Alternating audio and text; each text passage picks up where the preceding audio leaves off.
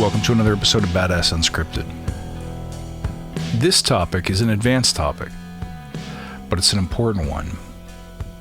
It's about the moment where desire meets will.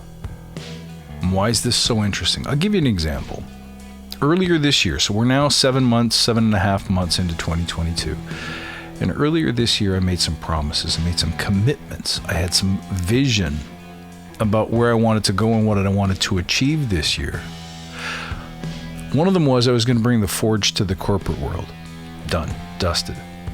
The second one was that I was going to have conversations about the future of agility, the real purpose of agility, agile outside of tech.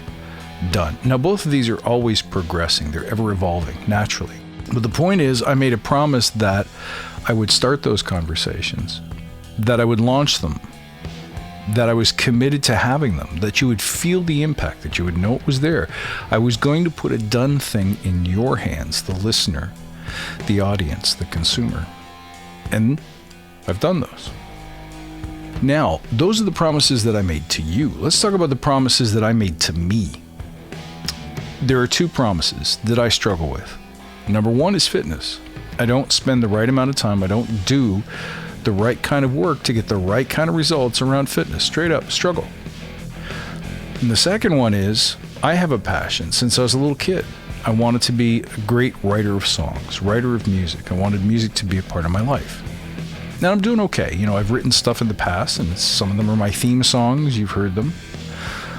But I want to make real impact. So there's two promises that I made that I was unable to keep to myself. Nobody's watching. So who cares, right? You don't keep a promise to yourself, who cares? I care. These matter to me. These are my biggest, most ambitious goals, dreams, and desires. So I want to introduce you to the concept of the moment when desire meets will. So I struggled for years and years and years with both outcomes. Every day I would write down the goal.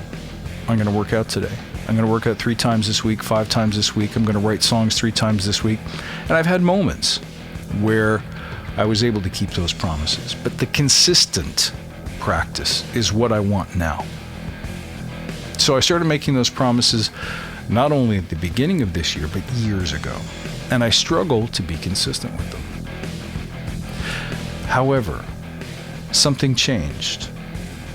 Because I'm a continuous student of myself, of the world, of success, I found a technique to hold myself accountable, to make real change, to have the problems, blockers, struggles go away like that.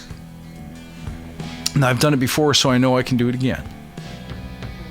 So I've deployed those to those 2 issues, fitness and songwriting. As a result, I now have the beginnings of a consistent practice. This is excellent. This is exactly what I wanted. What changed? It's one thing to desire things. It's one thing to write your goals down every single day. It's quite another to do everything necessary to move towards those goals. They're simply different skills. It is only when your will to achieve the outcome is so great that you will do anything and everything to achieve them that something changes. The rest of the time we spend blocking ourselves. So where do you find the will?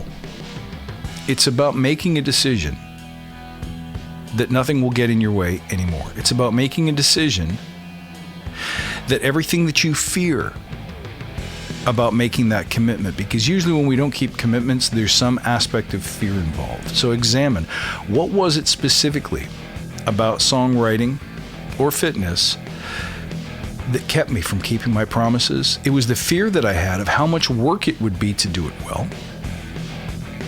And the fear that I had of what if I do it and put the effort in, go through all that pain, only to find out I'm no good at it, that I can't.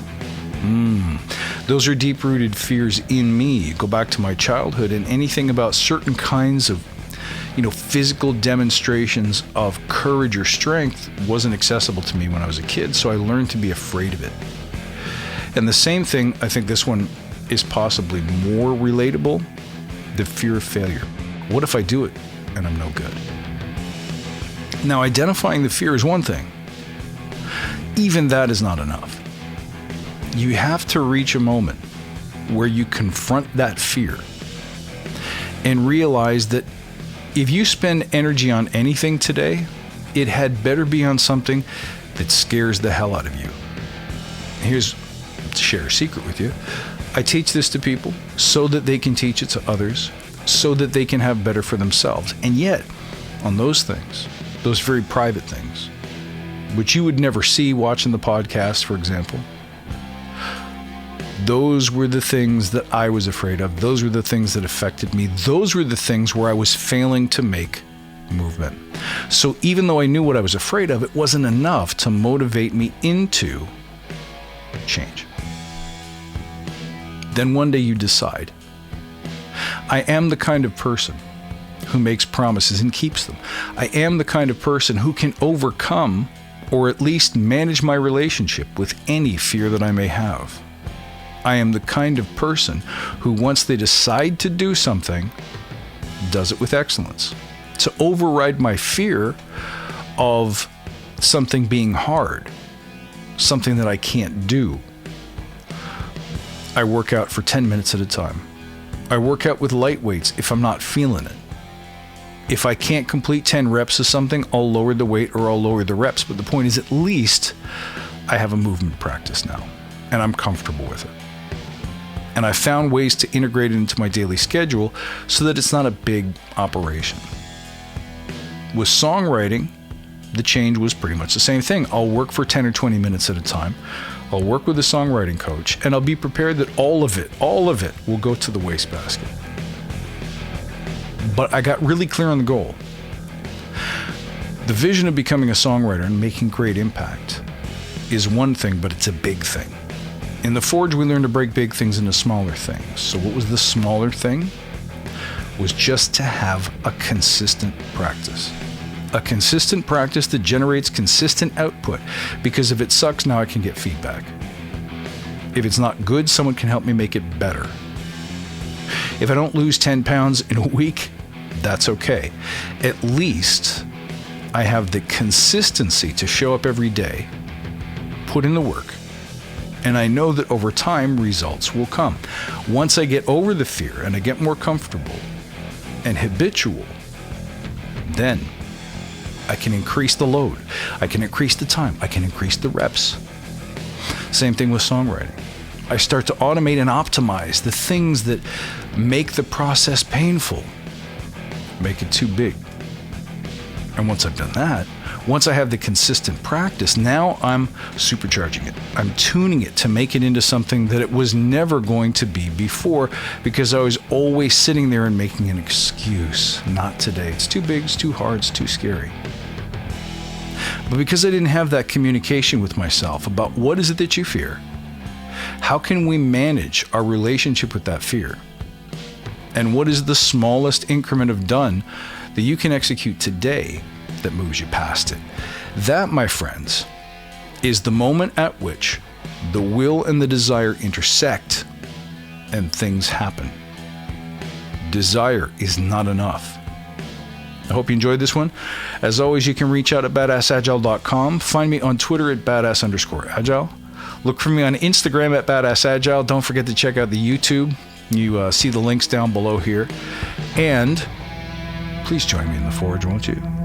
It's been a pleasure to speak to you today. Until next time, stay badass.